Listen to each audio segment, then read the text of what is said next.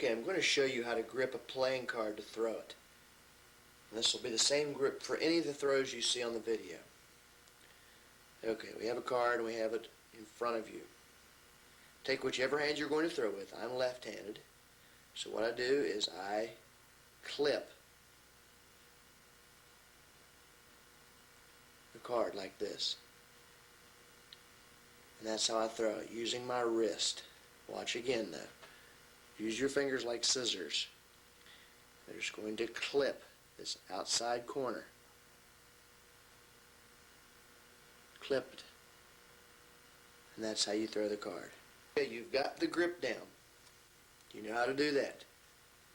Now, how do you throw it?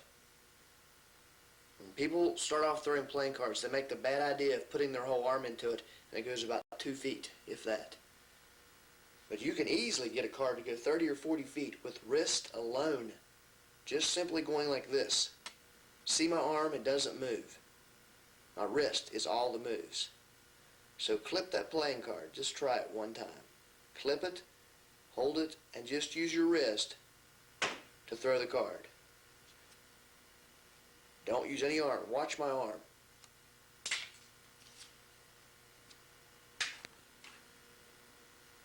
Okay, now you've got the card clipped. I've already showed you how to do that.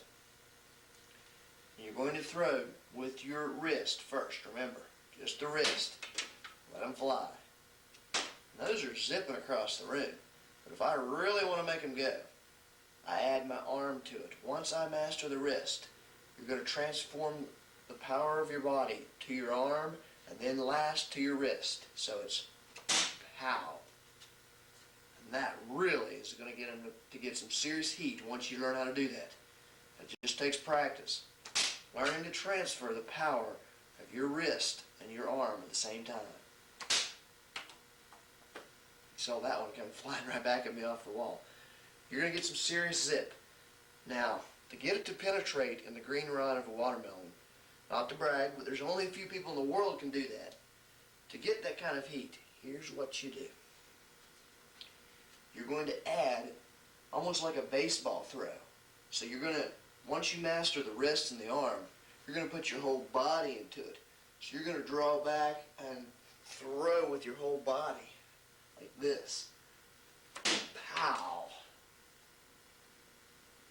Pow! And what that's doing is really, if you can even see the corner on this card, it's really butchered it up. That's really going to put some heat into it. If you practice that enough, you pull you out a watermelon. Okay, before I teach you how to throw cards into a basket, I'm going to teach you a little thing about accuracy. Now, accuracy means being able to hit a target. You've got your card clipped.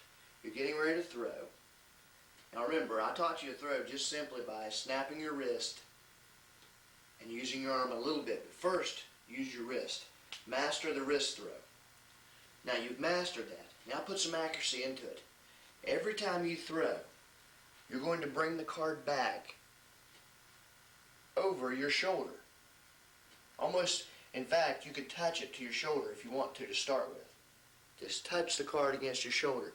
So it's starting off in the same place every time. So when I throw, it's always here and then I throw.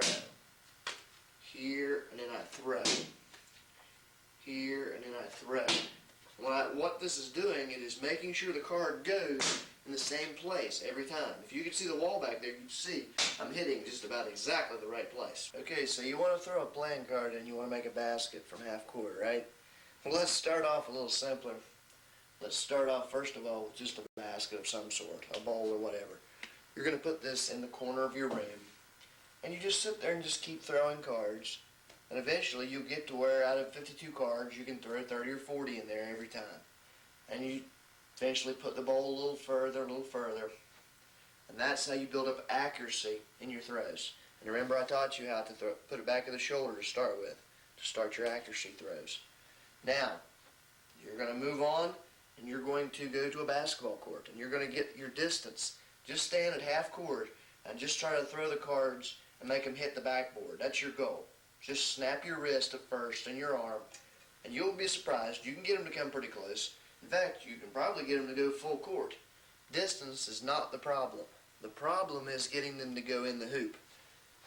Because when you throw a card, it wants to just go across the top. It never wants to go down inside the rim. So here's what you have to do. You're going to have to throw that card like a boomerang. Make it go up in the air and shoot back down through the rim. Now that's not as difficult as it seems. First you're going to have to learn the boomerang throw though.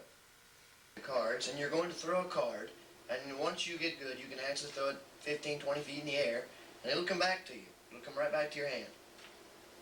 Just do a few low throws here so you can see that it does actually work. You can actually get the card to come back several times to your hand. Put two cards together, and with a little practice, the card to come back to you. The boomerang trick. Clip the card just like you're going to throw it. What you're going to do is you're going to throw it at this angle. Throw it straight up.